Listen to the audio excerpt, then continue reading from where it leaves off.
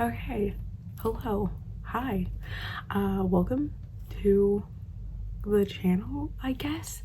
I think this is gonna be the first video that I post publicly onto my channel that actually has me in it and not a K-pop music video, which is what I currently have on my channel from like 16 years ago. So welcome to this. I want to creatively express myself a little bit, so I'm trying to aim to post one video every month for the year of 2026, just featuring maybe like my favorites of the year. So yeah, welcome to the January favorites.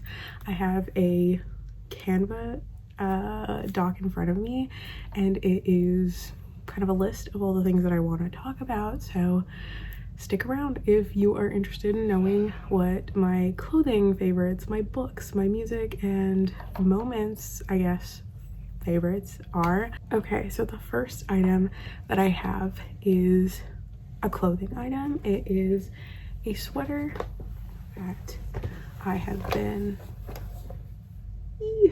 obsessed with. It says Bien on it in like red text.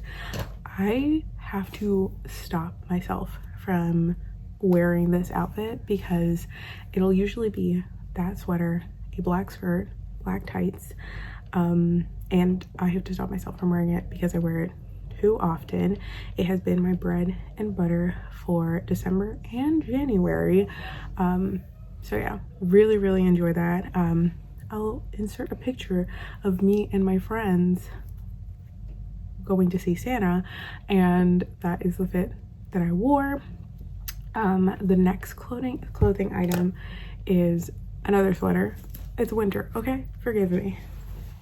It's like a zip-up hoodie, but it is the one that my friend made for us for our friend group, ITAJ, our 10-year anniversary hoodie. It's just like your plain black hoodie. I pulled this out of the wash because I enjoy wearing it so much. It is so warm and so cozy, and I layer it on top of everything. Love it to death, but it needs to be washed, so everything's good. My favorite non-clothing item is this lip balm by Starface. It is in the flavor starfruit, I believe, and it smells so good. I mean, it tastes good too, but like I've been trying to have it on me at all times so I can remember to apply it onto my lips so I don't bite them, because me and the winter, dry lips, chewed up. Favorite snack is the skin on my lips in the winter time. Sorry if that's weird, but like that is what it is. So I've been really enjoying just throwing that into any bag that I'm carrying, like my work bag or my Uniqlo bag, whichever black bag. I will be throwing that in, and it's been really nice. It's a little matching lip gloss or lip balm that I got with Tina and Izzy in New York when we went in December, so this has been really saving me, as well as this lotion. If you've had any other Snow Fairy products from Lush, you'll know exactly what this smells like. It is so perfect, so much like bubblegum. It's actually insane. Anytime I put it on, I usually have it on my hands or like my elbows or anything like that. Always get complimented on this smell. It's just so delightful. Abby gave me that for Christmas, or my birthday I should say, and I've been using it very sparingly, but it is very delightful. My favorite moments of the month, I have quite a few. The first one being the start of the month, New Year's Eve, New Year's Day. Spent it with Izzy's family, Chris and jdog, and it was so fun, so like very chill. No one was like sour at all playing Monopoly or whatever, but glad to have friends who will let you spontaneously crash their New Year's plans. Then my friends wedding. I've known this friend for over 20 years, I think 25 years at this point, so he's truly like a brother to me. Like but all of his brothers are like brothers to me, and I sobbed. I sobbed. Everything was beautiful, and I'm just so happy for him, and that was definitely one of the highlights of the month so far. Next would be celebrating 10 years of Snapchat with Jem. We have a longer streak than 10 years, but Snapchat kind of like stole 2 or 3 years from us at the beginning because of time zones. Because she was traveling, I was traveling. I was in Japan at the time, she was in Uganda at the time, and Snapchat was a mess. Still is a mess, but like definitely really sad to lose those. But this month we celebrated 10 years of our Snapchat streak, and we did some recreation photos of some pictures from 10 years ago. It was also her birthday, Jem's birthday, so we took her out to see Julliette, which was so fun. It's a jukebox musical if you've never seen it, and it has so many fun songs, a lot of Britney, a lot of like Backstreet Boys and Katy Perry, but all the songs that you could like sing along to. So very fun time. My last highlight of the month is me and Abby getting BTS tickets. I still can't believe it that I'm going to see BTS in August. Like, that just seems crazy to me. Abby even made us little membership cards because we signed up for the Weverse membership in order to access the pre-sale, and that was the best decision that we could ever made because we got in quite easily, got our tickets, and then there was just so much relief after that. So yeah, we are going to see BTS in August, and I'm really excited. We're also going to see Bad Bunny in July for when we go to Sweden, which, oh my god, I'm going to Sweden. This year is going to be a year of traveling because I have the Europe trip with ITAJ for our 10-year, where we're going to England, France, and Italy, and then Sweden and Denmark in July, New York in October, or like end of October for Harryween, or like the Harry concert on Halloween. This year is going to be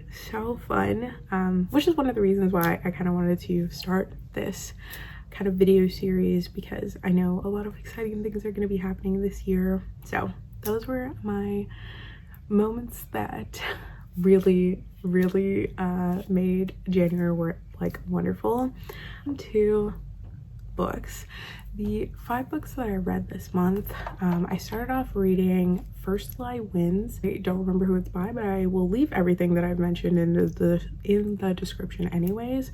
But it's called First Lie Wins. It's about this girl who's undercover, and she has to like play this girlfriend or partner role, and then find out information that's happening. And throughout this undercover job, she kind of reveals things about her past and her life, and you find things out as she's finding them out. I really like the pacing of this. The writing was very easy to follow along, and usually I don't love when characters jump back and forth in perspective a lot, but this one felt really nice because it, like, once you learn something, you go back to figure out why something is the way it is. So I really liked it. I think the ending was a little rushed. I read this really early in January. So I 4 out of 5 because the ending could have been better, but otherwise really enjoyed it. The next one that I read is People We Meet on Vacation, because the movie, I started watching the movie and then I was like, no, pause, let me read the book. And then I really enjoyed the book. Emily Henry in general, I usually like her books, just your turn your brain off and enjoy the story type of romance novel, and this one was fun. I feel like the characters were kind of predictable, but I think that's what you want in this kind of book anyways. I like the adventures that they went on, that you could like join them as they go to a different country or a different place. So I really like that. And then after I finished the novel, I finished watching the movie, and I will say I like the book more than the movie. But Tom Blythe with dark hair, actually incredible. So really liked that one. I think I gave that one a 4 out of 5 as well. The next ones that I read was the duology for One Dark Window and Two Twisted Crowns, and I loved the series. I loved both of them. I think the first one I liked just slightly more. I gave it a 4.5 out of 5, and then the second one I gave a 4.25 out of 5. Love the world building. I love the cards. I loved that the world was brought to life by the writer. And yeah, I loved being in her head. I love the way we kind of like find things out as she's finding them out. And I like that there's consequences to actions in this. I think I like the first one more because you have more of that romance between. And could I tell you the name of these characters? No, I know the vibe of what I was reading, but anyways, the two characters, you know, in the first book. And then the second book, I was kind of disappointed that we didn't get a lot of them together, but obviously you can't because she's in somebody else's head at this point. But I do like the other two characters that are introduced, and we have more of their relationship, so I really like that as well. Just I had to get used to it, so that's why 4.5 out of 5 versus the 4.5 out of 5 for One Dark Window. Loved it overall. And then the last book that I read was called Shark Heart, and I don't know how to feel about this book. I don't know if I like it. I don't know if I hate it. I know that there is more to it. The premise is this guy finds out that he has a degenerative disease due to like symptoms that he was feeling previously, and the disease is that he's turning into a shark, which very interesting because it's like real life but then not. As the book goes on, he's starting to portray more traits of shark behavior. He has rubbery skin, he's losing his teeth and they're regrowing, he's becoming more aggressive, and it's kind of the partner's job to help him and help him cope with what is going on, because inevitably he's going to turn into a shark. And I really like the writing. I really like the pacing in this novel, and I like that you get glimpses into her childhood and what she's had to deal with growing up. However, I realized that this book is a metaphor for actual degenerative disease. I don't think it's actually about sharks. There is this part at the end in which we switch perspectives and we get his perspective when he is a shark. And I hated that. I did not like that at all. It just was such a completely different narrative that I didn't like it, because we took a break from her experiences to go to his. I did not like it at all.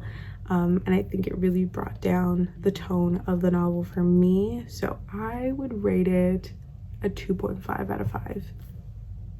I'm sorry.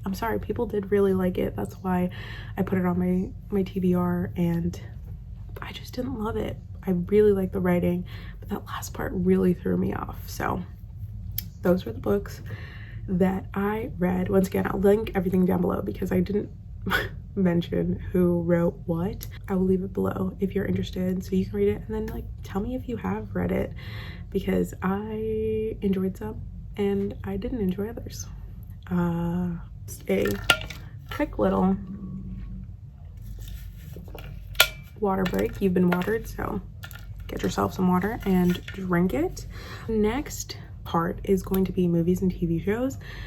One thing about me is that I love having something on in the background. Like, no matter what, if I am reading, if I am on my Switch, if I am writing or doing something else, I have to have something on in the background. It's just like non-negotiable, or I don't feel like I can finish a task. So I constantly have a movie, a TV show, a podcast, anything on in the background. So for movies and shows, these are the ones that kind of like stood out to me that I've consumed this month, but just know that the list is longer. The first thing that I have on this list, Stranger Things.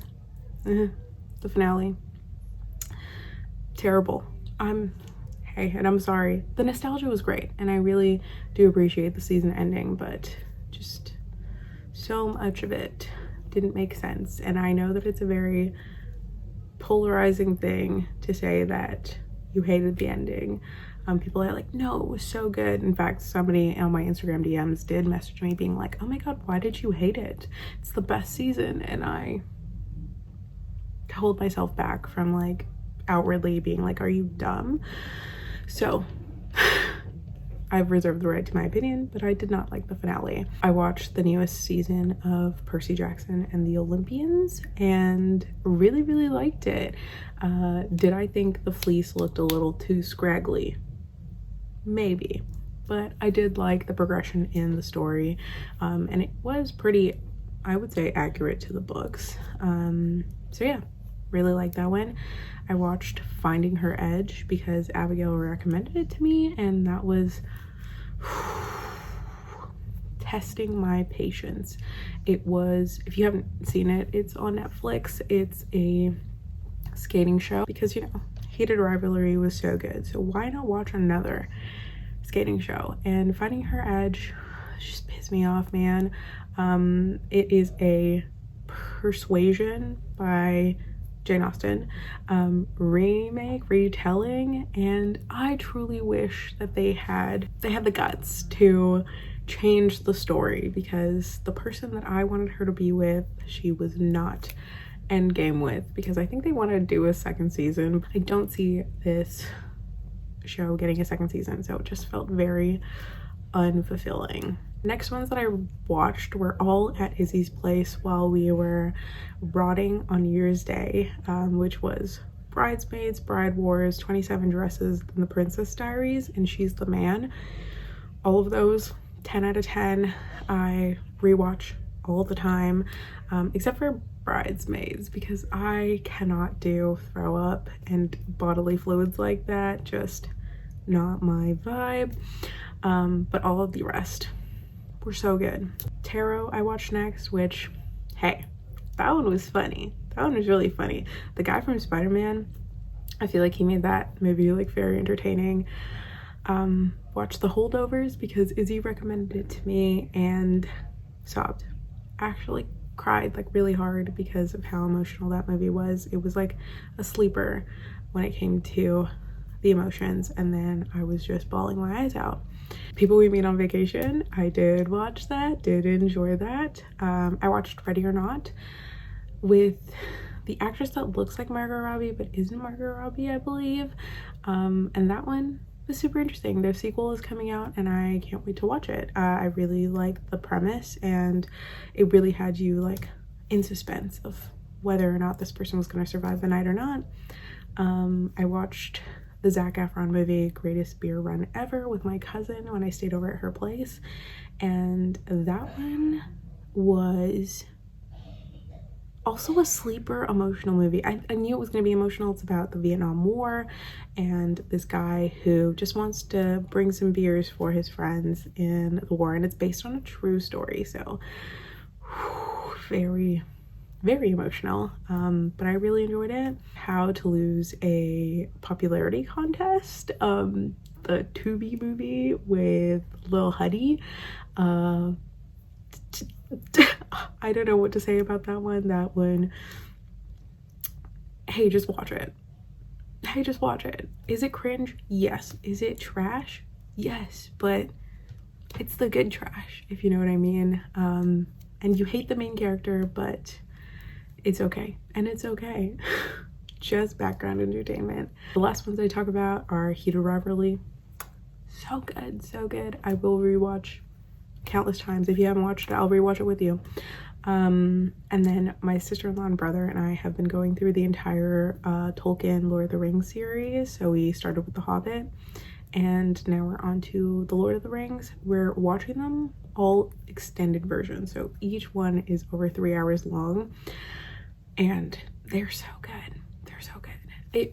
It reminded me of how much I was obsessed with them while I was on Tumblr, and I would see a moment in the show, in the movie, and just be like, oh my god, I reblogged that gif so much. Like Smog's eye, like just like coming awake, I went I've seen that so many times. Thranduil, Lee Pace, love. I have reblogged his like face reveal so many times, and I know on my blog that's like where like so many pictures of him and his face, even when he like has the burn marks from his encounter with the dragons. Like, anyways, incredible. Bawled my eyes out. So good. If you know me, you know that I love manga, manhwa, like literally anything that I can get my hands on for reading. And so I have quite a few in this category. First one being Don't Mix Business with Pleasure. That one, the art is so good. We are in a phase right now where it was like enemies to lovers to enemies again, and there's been a time skip, and now they're kind of like sort of rebuilding their relationship, so kind of in a redemption arc, and I'm eating it up. I love it so much. The next one is Jinx from the same writer as BJ Alex, and I once again eating it up. Redemption arc. We don't talk about like the first 50 or 60 chapters of this one, but we're in a place where JK and Dan are finally like communicating with one another, and I need more chapters, like desperately need more chapters. Next, in the Rose Garden, this one is painful. First season ripped my heart out and stamped and trampled on it. The second season has been a lot better, and we're in like a happy place in it, and I know that the third season is going to rip me up to shreds, so I'm living in the happiness that is the second season. Backlight, whoa. I love the art, I love the story, I love so much about this, but we're in a very heartbreaking place in the story, and I need more chapters, but we are on a hiatus, so I'm suffering. Next, The Broken Ring, This Marriage Will Fail Anyways. Art, story, everything, reincarnation, just like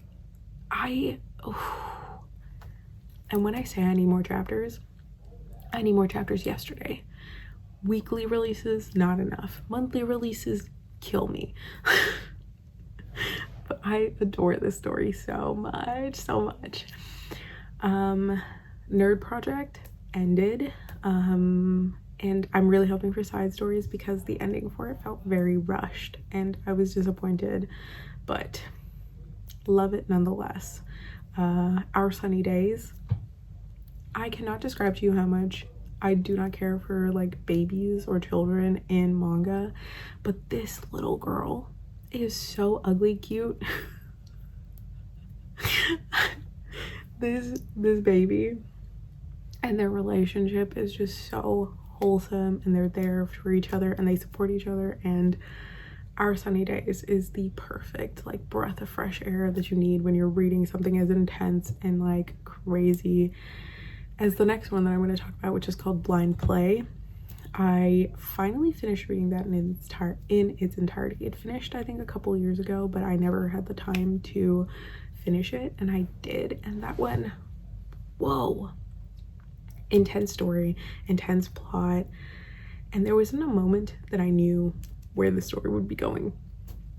If you have read it, please let me know, and if you see the image of the cover and you're like, what's going on there? Me too, but still, great read. Great read because I finished it. Firefly Wedding, this one also ended and it tore me to shreds. Like, you knew that your main character was going to die because like that's how the story started, with a letter from her to like the main love interest in his old age, and it was as brutal as you thought it was going to be. My heart. but it was so good. Punch Drunk Love, so good. Last BL category. That one is just like peak romantic comedy. Every episode has you like busting out laughing at how ridiculous our main character is, but how much, despite that ridiculousness, our main love interest loves him unconditionally. And lastly, I have been reading this since last year, but continuing to read it. It's like the Greenery, and I love it. It's so good, easy to read, very short chapters, and the story is really, really nice. And the artwork is phenomenal. So those are all the manga that I have been keeping up with, or the ones that have stood out to me, because technically I've been following like 200 ongoing manga, which terrible state to be in because the updates just keep on coming, but I'm behind on all of them anyway, so it's okay.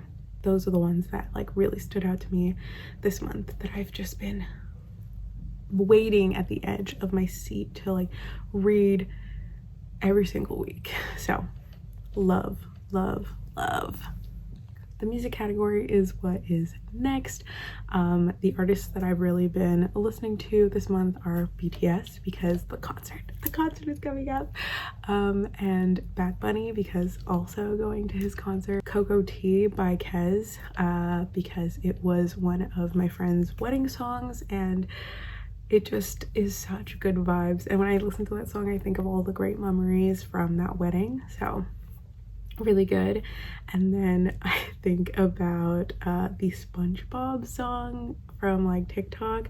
I know it's from the actual musical, but it's the one where like everyone's dancing. That song has been stuck in my head multiple weeks of this year. And then for like my students, when I'm in class, I will just throw on any kind of like video game music playlist, so that has really been keeping me going, kind of like keeping the vibes chill in the classroom. The last thing for my favorites would be any other media that I've consumed. So I've really been into listening to the Smosh Reddit stories, like any compilations or like really good archived ones have been nice to have on in the background. Kept up with the Fsler, like Fizzly, Ludwig, Valkyrie, and Squeaks, their saga of completing Minecraft, like beating Minecraft, which was entertaining. I've watched in every single perspective. I don't personally play Minecraft, but it was entertaining watching them kind of like struggle through it. I've also been watching the jet-lagged new season. It just came to a close today actually, and the next destination that they're going to is Taiwan, which is sickening. I sent it to Tina. I was just like, Tina, you're gonna need to watch this when it comes out, whenever that is. And then lastly, I've really been into playing Suika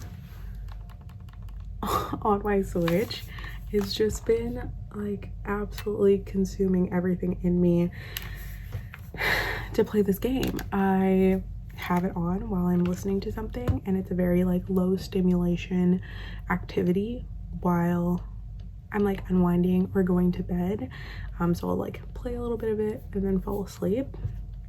I think it's another way to stop being on my phone, because one of my resolutions for the year was to lower my screen time, because the way I can lose myself in a doom scroll for like an hour or 2 hours and not even realize I'll blink and the time will go by, and I'm like, whoa.